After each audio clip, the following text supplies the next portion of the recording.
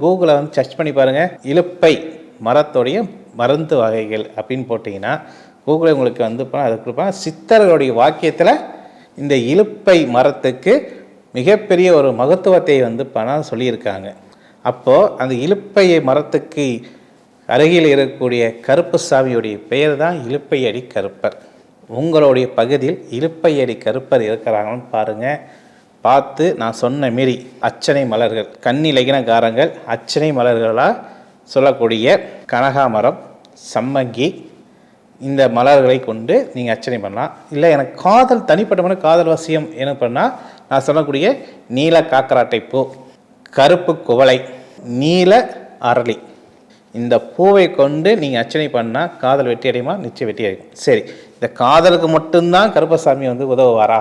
பொதுவான விஷயத்துக்கு கருப்பசாமி உதவ மாட்டாரா அப்படின்னு பார்த்தீங்கன்னா, நெய்வேத்தியம், எந்த வகையான நெய்வேத்தியத்தை வச்சு நீங்கள் வழிபட்டால் எப்படிப்பட்ட காரியம் உங்களுக்கு வெற்றி அமையும் அப்படின்னு கேட்டிங்கன்னா, நெய்வேத்தியில் வந்து பண்ணால் பச்சரிசியால் செய்யக்கூடிய பொங்கல் மற்றும் நெய், சுத்தமான நெய்யில் நெய் மூலமாக நீங்கள் வந்து எந்த பொருள் நீங்கள் செஞ்சாலும் அது கருப்பசாமி ஏற்றுக்குவார்.